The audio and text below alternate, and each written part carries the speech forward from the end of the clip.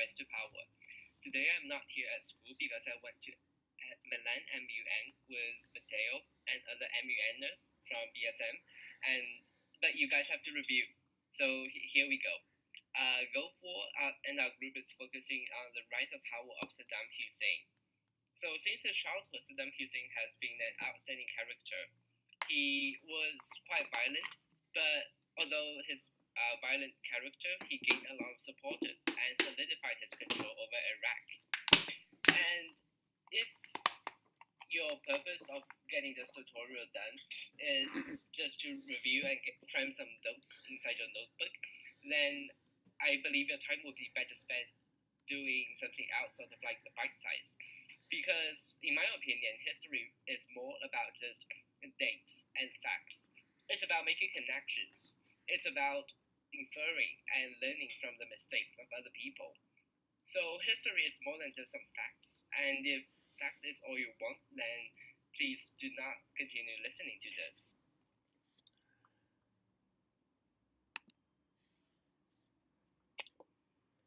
So the Gulf War happened presumably in the Gulf, and it is a significant war in the history, in modern history, because first it is close to our current date. It occurred around the 20th century, and it's around one of the most controversial wars there is. And also, why people cared about Persian Gulf so much is that because the countries and states around the Persian Gulf controlled half of the world's oil supply, and a lot of the industrialized states have to have oil in order to function, or the automobiles people drive, and more importantly, in terms of military, all of the big machineries and armored trucks usually all use oil. So oil is something that everyone wants, and this is why the Gulf War has become a center point of the world's focus. But more importantly, what's special about the Gulf is that it is unstable and volatile, meaning that it is uncertain about what is going to happen next. Because Saddam Hussein, as a dictator, usually as a dictator,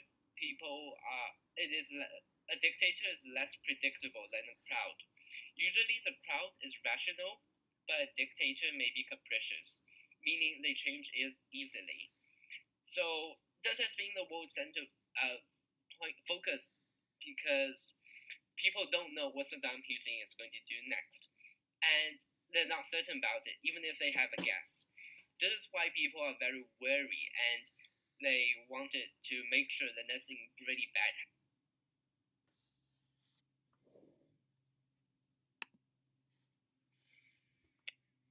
Life in Iraq is very hard. Typically, people didn't have shoes, and to quote the textbook, very few people wore shoes, and in many cases, they only wore them on special occasions. As can be seen, the general economic development at that time was not very good, and especially with similar to many other Middle Eastern countries, they don't have a prosperous economy. This meant that people can be easily influenced if they can see the prospect of a brighter future. This is similar to how the concept of communism was especially attractive in post-war and devastated nations. And this is why a lot of people in Iraq have supported Saddam Hussein, because they wanted a brighter future, and they are not as rational as people, for example, in Europe may behave. And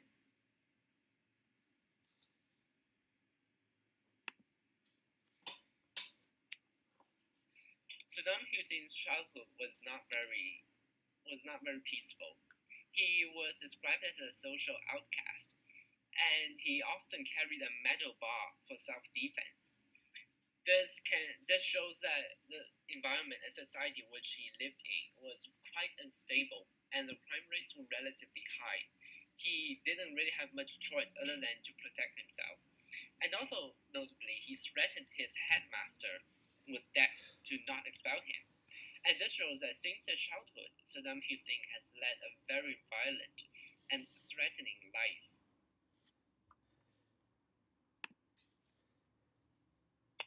And another important cause of Saddam Hussein's rise to power was his brother, Tofa. So Tofa was also quite a violent person, and he was arrested for opposing the Western influence in Iraq. And he generally influenced Saddam Hussein very much by imposing imposing the idea of Arab nationalism, meaning that first they wanted a single Arab nation, and they believed that the social culture, religious, and language similarities between many Arab states are so close, so similar that they should be one country. Also, they opposed Western influence.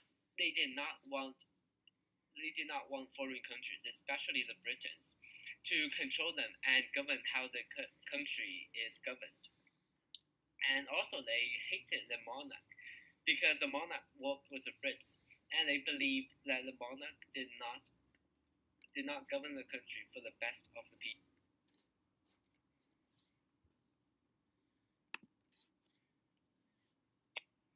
Later, Saddam joined the Ba'ath Party because he was strongly convinced about the causes of Arab nationalism. The Ba'ath Party initially started in Syria, but then its influence quickly extended to many other Arab states. Just like Lenin, they also had a propaganda slant saying that unity, liberation, and socialism. Unity means that they wanted the countries, the now separate countries, to be united into one. Liberation means that they are free, and especially free from the Western control. And socialism, meaning equal. And again, socialism here is very appealing to people because a lot of people, although they lived in some of the most oil-rich countries, many people were not rich. This is why socialism is especially appealing to them because people wanted a part of the wealth. Also, Saddam Hussein was quite lucky that the prime minister shared the same religion came from the same region from him, and also he was a kinsman. This means that he get a little bit of protection from the prime minister. And later, when he was a member of the regional command, he was very influential. He put a lot of his friends in charge, and more importantly, he had a lot of military contacts. So they helped the Ba'ath Party achieve their aim. And now Saddam Hussein is the most important person in the government cycle.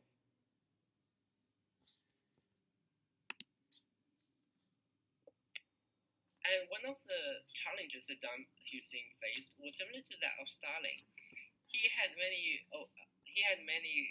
competitors who also wanted control of the country. So he practiced caution and calculation to avoid being singled out, meaning he didn't want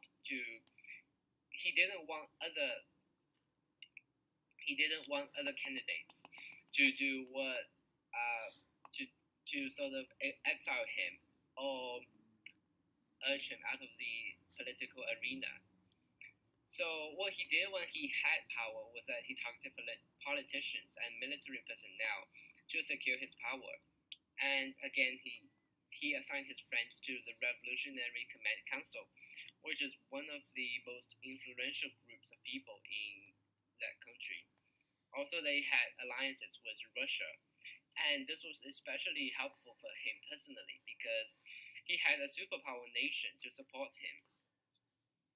Moreover, he nationalized the oil industry, meaning that the hugely profitable business was now under his control, and using the wealth he obtained, he is able to invest in a lot of public infrastructure like roads, hospitals, and schools. That's why common people, they are able to see the benefits of Hussein's government, and many people started to support.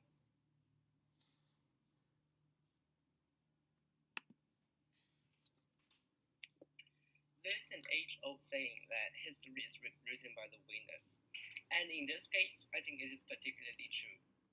In modern history textbooks, especially those published by British, Saddam Hussein is portrayed as a dictator, as a violent aggressor who seeks whose greed made him initiate the war. But if we take a step back and look closely at his details, it can be found that he had a terrible childhood. And is he really to blame for the tragic childhood that he has, which shaped him into a ruthless leader? And there's an argument that the terrible events that happened during the Gulf War was an inevitable result of Western influence, and especially the British influence on the Arab countries, Arab nations, and this Western influence that seeked only to maximize the British good without any consideration to the peasants and other civilians in the Arab nations has led to this crazily insane war which has caused many tragedies. I hope that now you begin to realize that history is more than just some dull facts to learn for the test, and that history is basically an unending debate about who is right and who is wrong, and more importantly, who is more justified and what are the causes of a particular history event. And what we can learn from history, moreover, is that how history has impacted our lives, and what can we do to prevent such tragedies from occurring again in the future. Thank you for your attention. I hope you enjoyed watching this tutorial and dig deep, think far, and become a wonderful historian. I'll see you next week.